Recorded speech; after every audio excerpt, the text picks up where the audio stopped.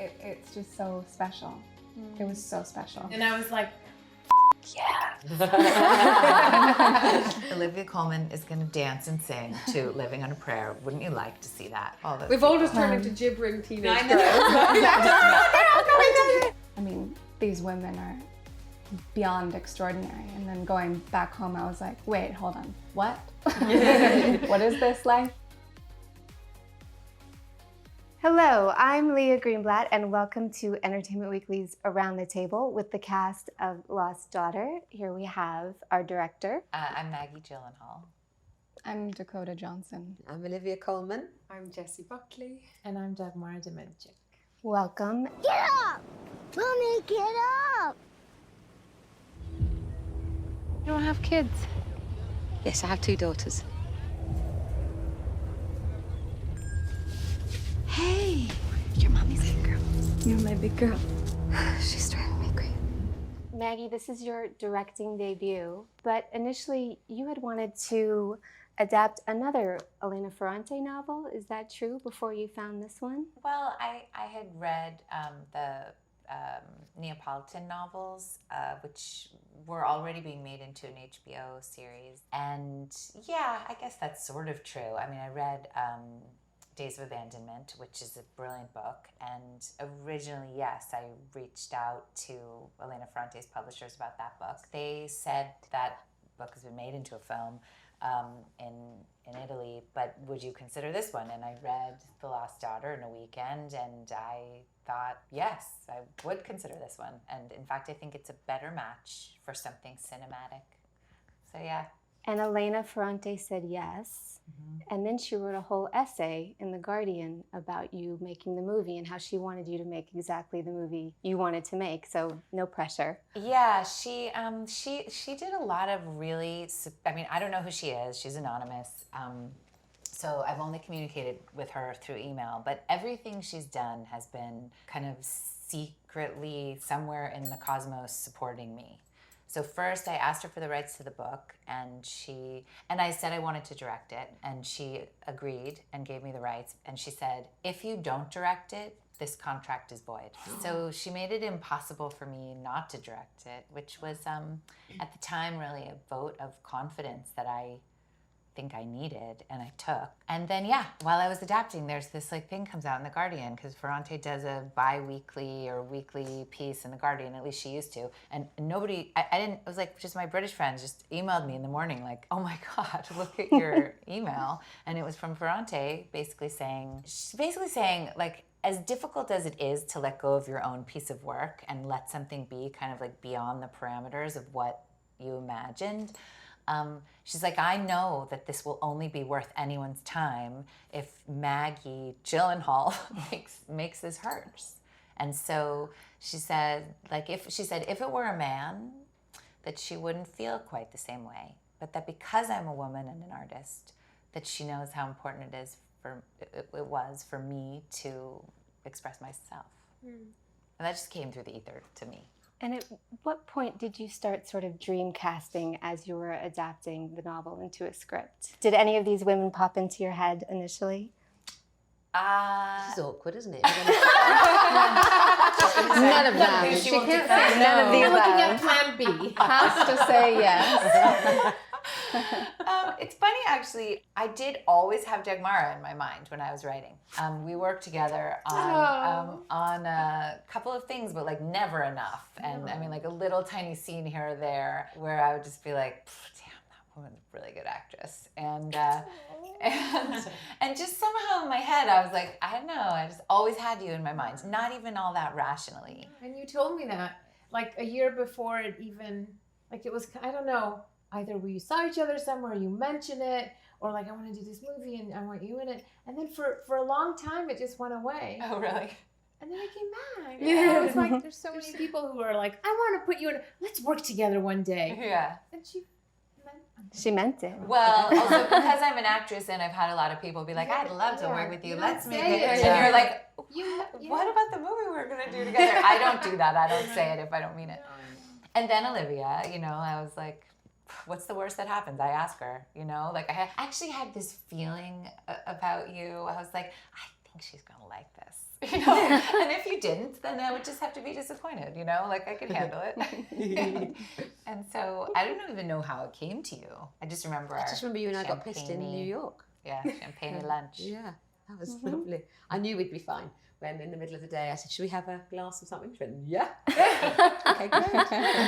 And then we were both drunk for the rest of the night. Yeah. But she said yes to the movie. So like, and then you and I talked about Jessie. Yeah.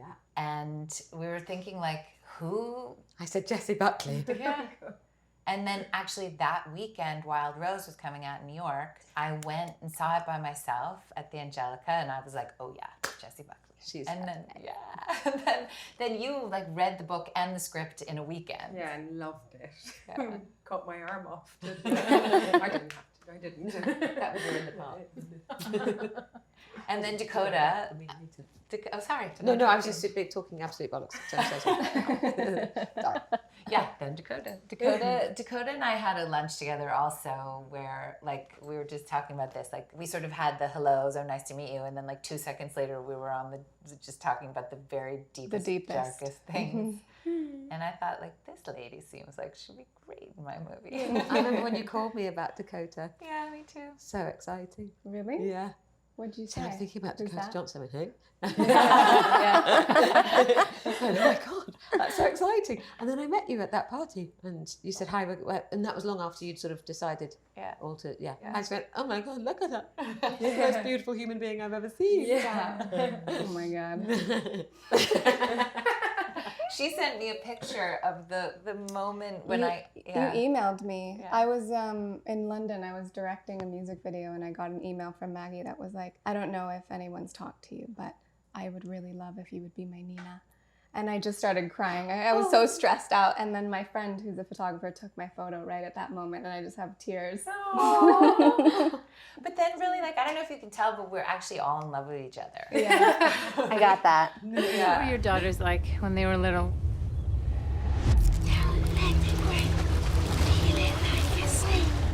I can't remember much actually.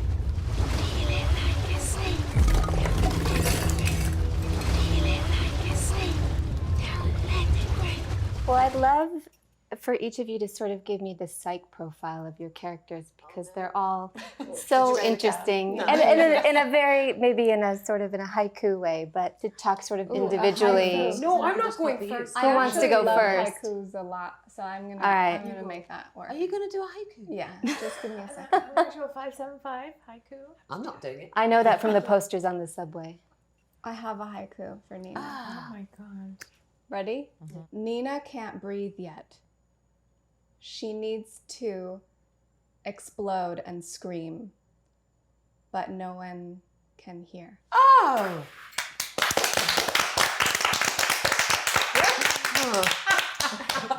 Thank you. So I'm done. You can tap out of this interview now Okay. because you did everything you need to do. I'd need to have an hour off and a piece of paper. Yeah. I couldn't do that.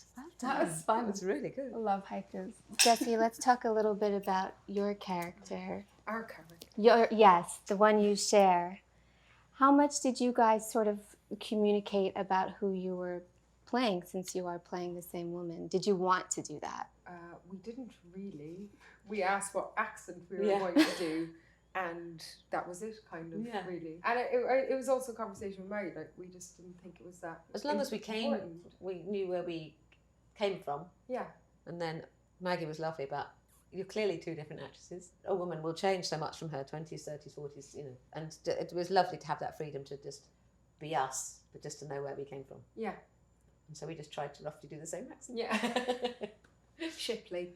Yeah. Can't do it now. It's gone. But it's even kind of, I think it's kind of amazing how different you guys are, you know, because it implies this massive change in your life, even over 20 years or even less, you know, like how, I think you guys I think the fact to try to ask an audience to pretend that this is the same person, I think is like kind of a joke. I'm not interested in that. I'm more interested in like, of course, these are two grown, fully formed artists it's like almost a poem to say, we're asking you to believe that they're the same person.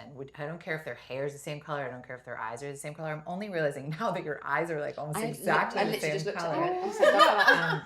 Never thought to ask. But it makes no difference to me if Olivia's eyes were blue, like that's fine. But who they are, like, and somehow did create this kind of poem of how a woman does and can and could change. And I don't know how many years exactly, but around 20 years. This is a movie about ambivalent mothers, conflicted mothers. We have a whole canon, I feel like, of bad dads, but this definitely feels less usual for women. Did it make you sort of, I know at least 3 of you are moms, but did it make you sort of reframe the way you thought about your mother when you were little at all?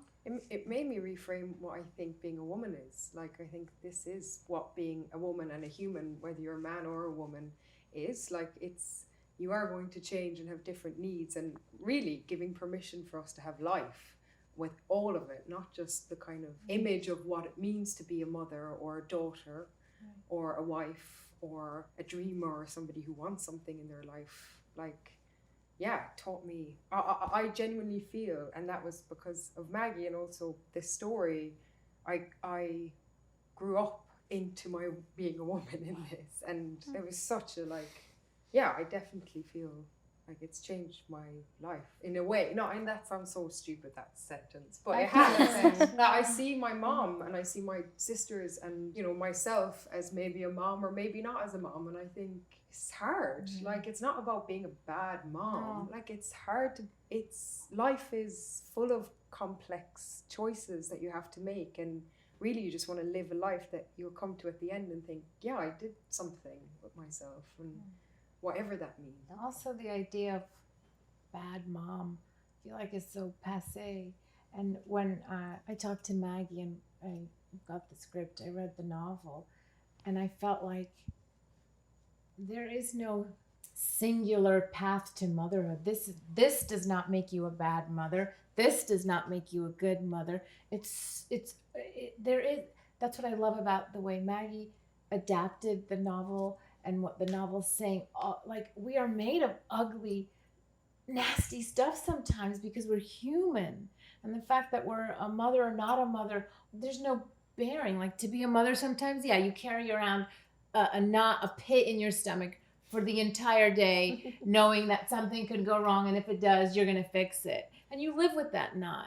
And sometimes you just wanna, yes, right? But then there's this joy and beauty and magic and like life is a miracle, all that. That's what I loved about the book, that it just says it. Like, when I read about my character in the novel, I was like, it's something like, and there came, my character, the most awful, fat, loud, nasty woman I'd ever seen. And I was like, yeah. But she's not, right? That Maggie was so beautiful, and how there was no ugliness in any of these women in a way that we played. Like, and so it's almost like it can't be put in a box. There can't be a theme, right? I don't know. Well, like, we loved them, even with aspects of them being ugly and perverse and broken, like every person in the world has. And that's kind of Elena's specialty too, is complicated, real, interesting women. And it is complicated. Like, it is. Whether it's in fake life or real life, it's like, and there is, I think there's more goodness from mothers living like that than actually living repressed lives of a kind of picture of what it is. Yeah. We're actually, it's just a lie. It's a lie, and like, women are great. Like, if you give them half a chance or give us fullness of what we could be, it's like so beautiful. It's so beautiful to see that.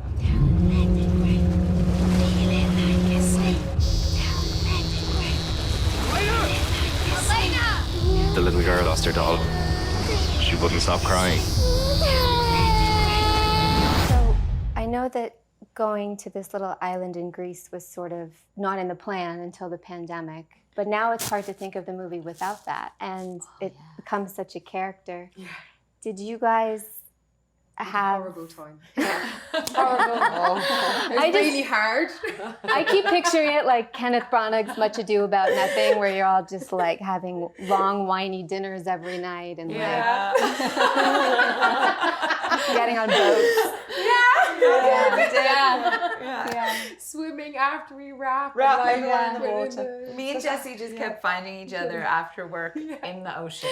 And it'd be like the mood would be up. It was just great. Because the whole island was a bubble. No one was coming on, and it was, and all the islanders were our essays in group scenes. Yeah. And so after, if you had at the weekend when we weren't filming, go to any shop and they go, "Hi, I was in your film."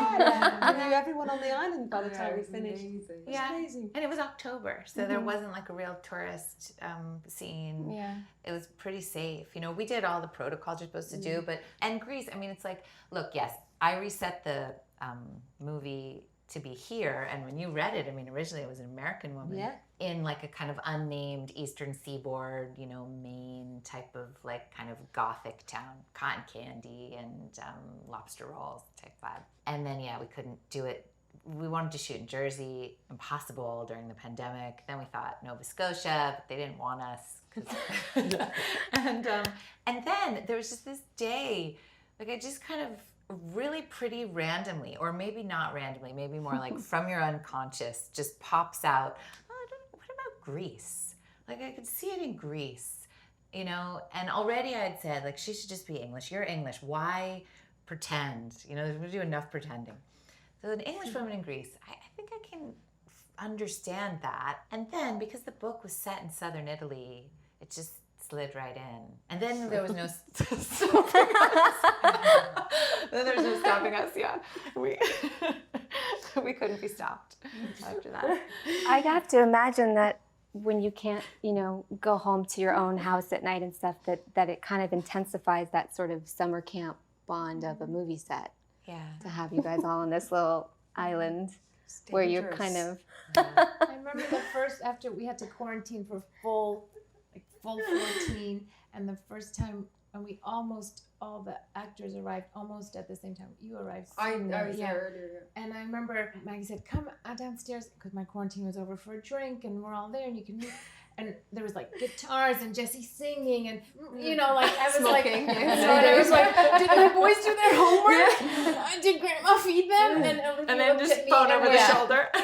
She said, "I'll never forget. It was such a big moment that stayed with me for the longest time, even to now. When you said to me, I was like, I should go up and like say goodnight to the boys, and you know." And she said, "Dag, soon enough, we're going to be back in the car line picking up the kids. Enjoy every minute we have now." And it just gave me that freedom. So, I don't know, I just loved you for saying that. Well done, me. Yeah. That's been fun.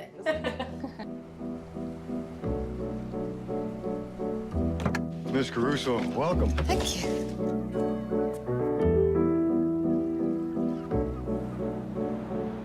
Excuse me, I work at the beach house. Just let me know if you need anything.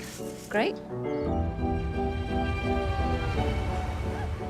Was it easy for you guys to switch off, because there's so many sort of intense dynamics between some of your characters, to go from kind of living with each other on this idyllic island to having to have some pretty kind of gnarly face-offs on camera, particularly between the three of you? Oh no, it's fine. Because it's all pretending, isn't it? I mean, there's no method actors amongst us. Yeah. I don't. No one wants a had a method worse actor on a time. Greek island anyway. I had a worse time going back home after, because I think after having gone through the pandemic, this was the first movie I'd done.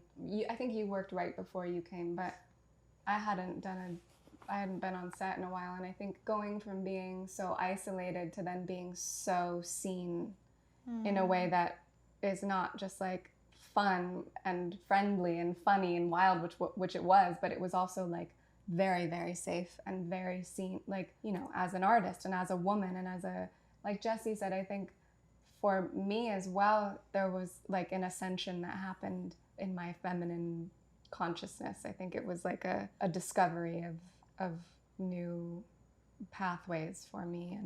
But I found going home really hard because a little bit of like where I had gone with certain things, and I felt maybe guilty about it. And then also because of being surrounded by these women are beyond extraordinary. And then going back home, I was like, wait, hold on, what? What is this life? I have to do what? Traffic? Like, what is it? Means nothing. It's just so special. It was so special. You do need a couple of days of decompression after something like that, don't Yeah. you? I'm aware that I'm probably not very nice when I first get home after a job because we had such a nice time. Did you each read the novel? And did you want them all to read the novel? It's not for me to say if they want to read the novel or not. Or really. I didn't either. I did. I just like to read. I do like to just go from the script. I find if I'd read the book as well and fallen in love with certain bits, I'd have struggled to let that go. So I like to just, the script is there and that's my map. Yeah, I kind of felt the same. I was like, Maggie's like, I'm going on a trip. Come with me. And I was like, I'm with you. Yeah. So I didn't go anywhere else. But it's I write sometimes too, so it's easier for me to say this is a book. This is a book story. And this is the film story. They're two different. So it was easy to just read that, like, I hadn't read this novel, let me read it. And then read the script, and that's its own thing. Yeah, every actor, everyone, I mean, not just the women who are here, but the men too, everyone's so different. You know, and if Dag's like, oh, I totally want to read the book, and and Olivia's like, no, thank you. That's for them to decide. They're the ones in the bathing suits. Yeah. Wish I'd read that bit a little more closely. No. A lot of you have played some amazing and very complicated characters on screen already. I'm thinking of you in Beast or Wild Rose, and you in Kindergarten Teacher. And was there something new in these women that you felt like you hadn't played before for each of you? I mean, I know it was new to you as a director to have your first feature, but... Yeah, definitely. For me, my ideal would be to play someone different each time. That's what I find interesting in the job we do. Yes, I hadn't played this before. And so that's the first little sort of, oh, I'm interested. And there's Maggie, and then you find out there's Jessie, and you find out who's involved, and Dakota, and where we're going, who's cooking, and all of these lovely little pieces come together. It makes it all terribly exciting. But playing someone different is always my intention, hopefully.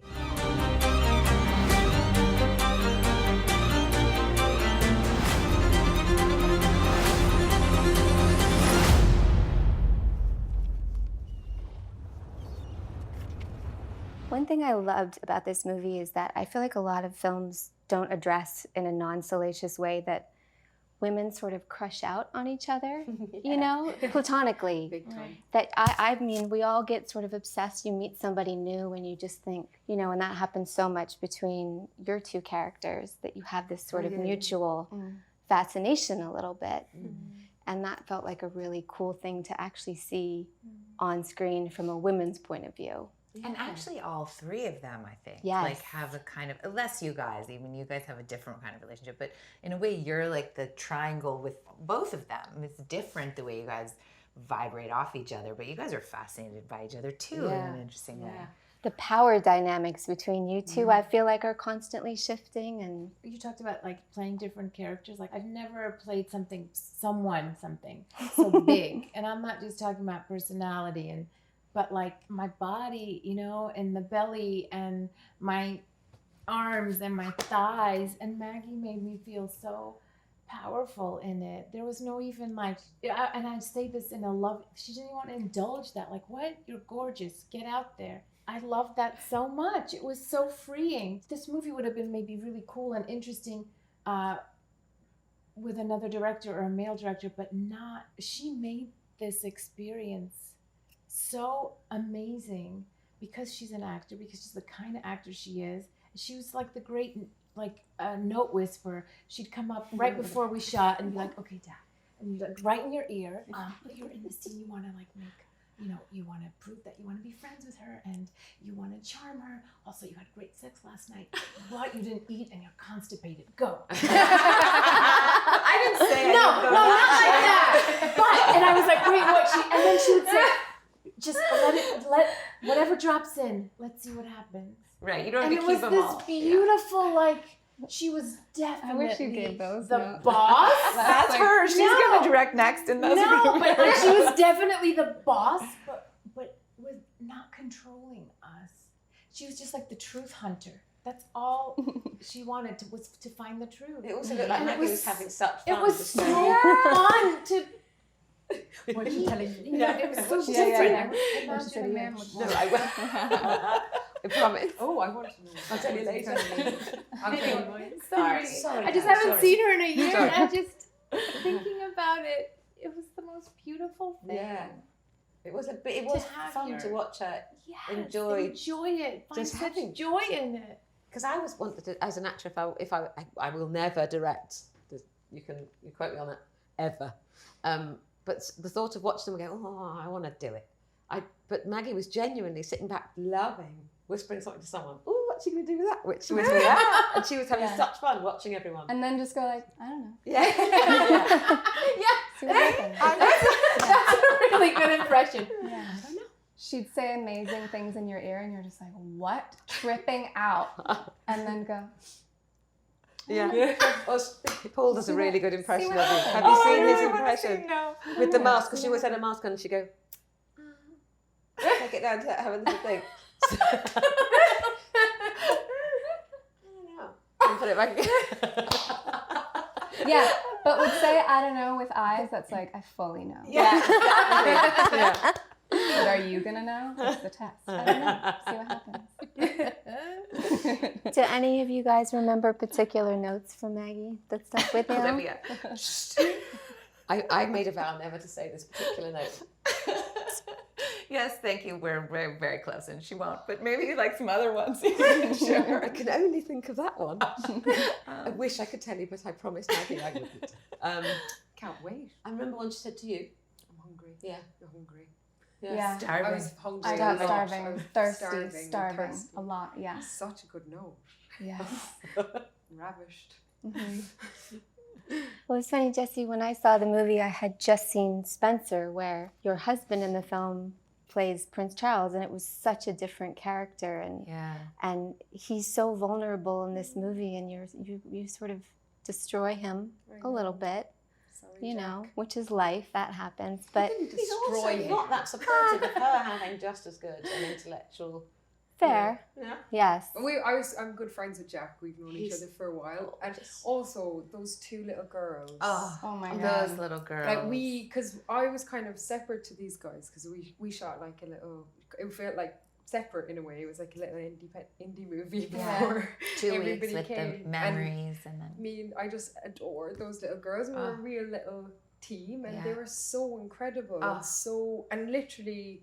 I mean, I don't think they'd acted No, before, and not their really. little Amazing. hearts They were just were like. I amazing. kept saying to them, I was like, "Mind your heart," because when they were so it's such a big thing to let yourself Totally got be it, there, yeah. and they were just You just felt totally it.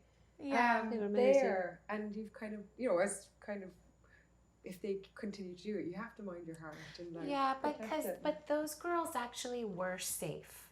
You know, Totally I safe. mean, we are my producers, 2 women who are mothers. I'm a mother of 2 little girls, one of whom is the same age as Robin, who played the older girl. You know, Jessie is Jessie. You know, Jack is Jack. Both, you know, truly loving, caring people. Like those girls were safe. Oh, and Say, I love- saw them at the end of every day, and they had the best day every day. Oh, And when they had to leave, oh God. I they were felt totally like we fell in love. Like But- they but were my when they're- daughters, 100%. When you're safe is when you don't have to worry as much Yeah. about minding your heart. Yeah, Because no, we'll mind it for totally. you. We'll never Yeah. let it go over to, you know, same with everyone else, you know, Yeah. like, I've got you. It's okay. You don't have to Yeah. mind your heart. I'll Yeah. take care that you're Yeah. not in a dangerous place.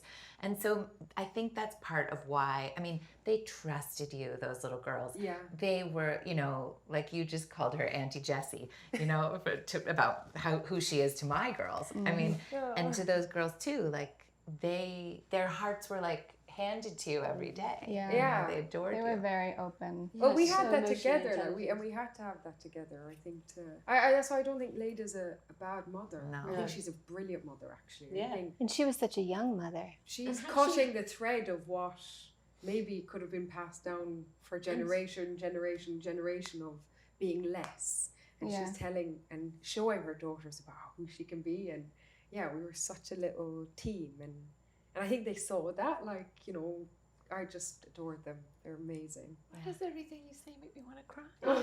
Don't cry, I'm sorry. No, don't be sorry. I like crying. Well, she did cry kind of a lot too. Cry, it's lovely. I'll give you 3 seconds to come back. 3, 2, 1. How do you get Dakota's child in the movie has to cry a lot? How do you make a Well, child? that was a different vibe than Jesse's girls, because Athena, who played my daughter, she was 4. She was very young. And she was very little and I think she understood that we were playing, but at first I was like, okay, I'm just gonna, because I love kids, so I was like, I'm just gonna be her friend, and got her like big bags of candy and tried to ply her with sugar, and she just was not having it. And I felt like this girl is like angry that she's here. I don't think she really, it was like some days it was really fun and she wanted to be there, but then after a while she's just like, stop.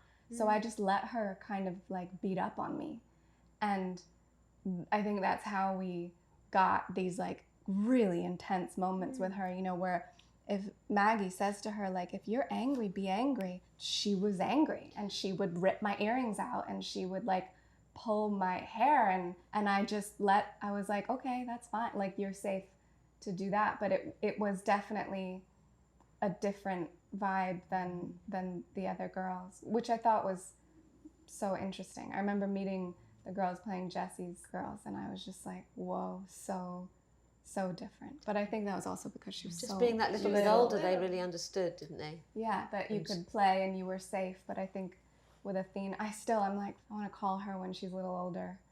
And be like, if you feel any sort of like trauma around this, please let's work it through. With a kid that age, it looks like she's terrorizing Dakota, but really we're just saying, keep your hands on her mouth. Don't let her talk. If she starts to say anything, keep your face turned this way, camera's here, and just don't let her talk. I think she quite enjoyed it. You know, don't let go of her neck and keep her face turned this way. You know, so in some ways you make it like super technical. Okay, like I'm off camera just going like, now bite the doll's nose, bite her nose, bite it really hard. Now say you know, and she's just copying me. When she was crying that time, she did not need to be crying. Like in our movie, we just could have put the sound of a kid crying. There's no problem.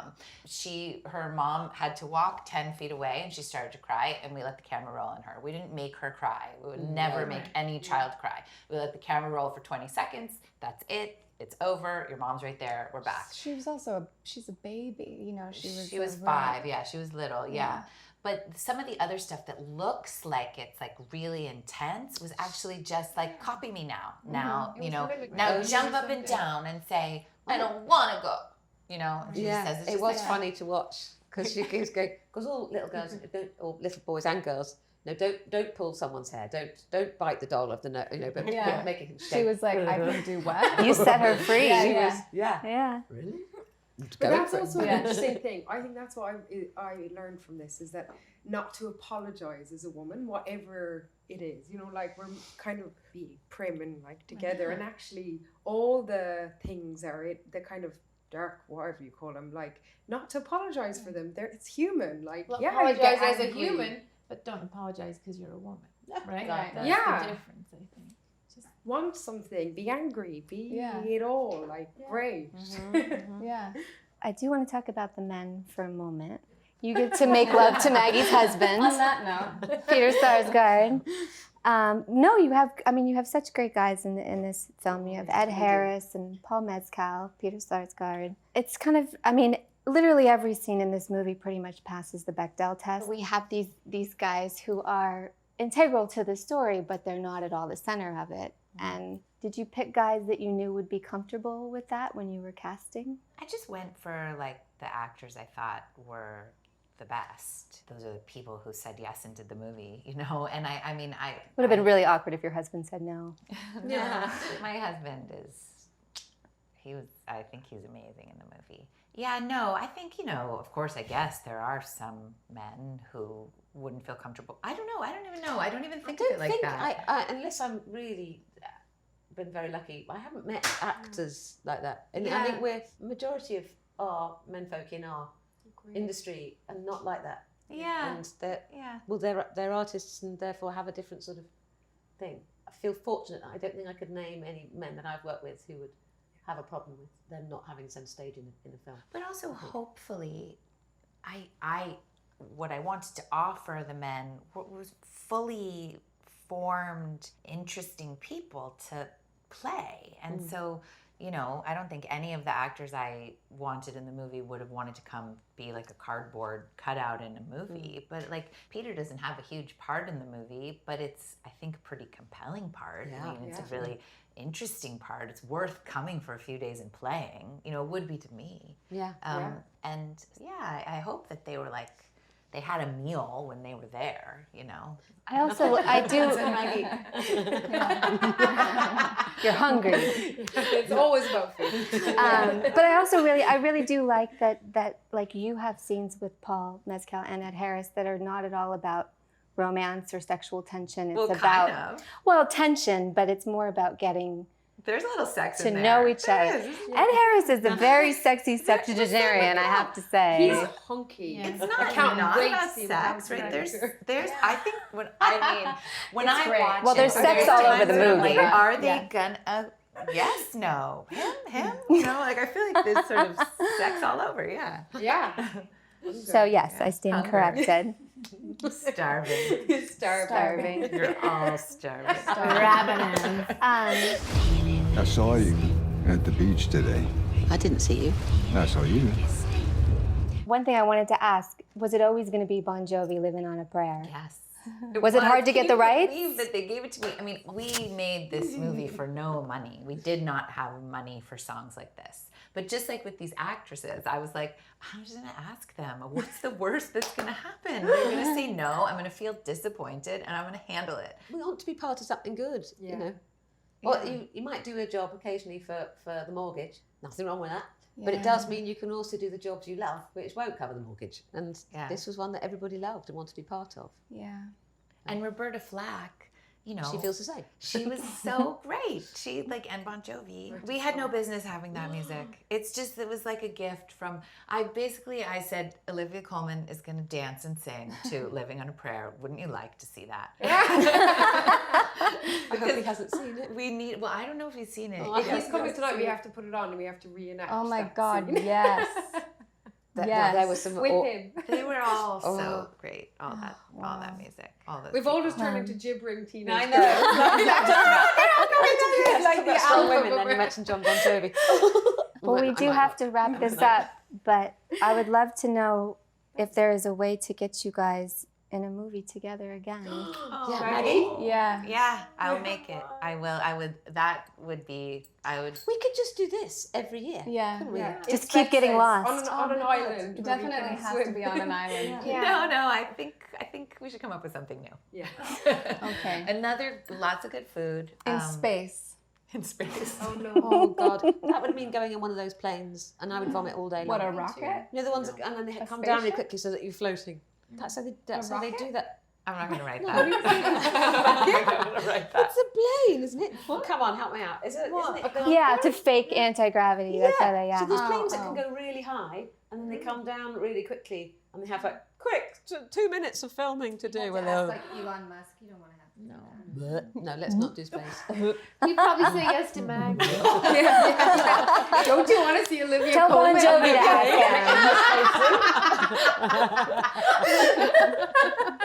Don't you want to see Olivia Olivia doesn't want to Colman be- in Zero Gravity? He's like, yes. Well, I'm not available.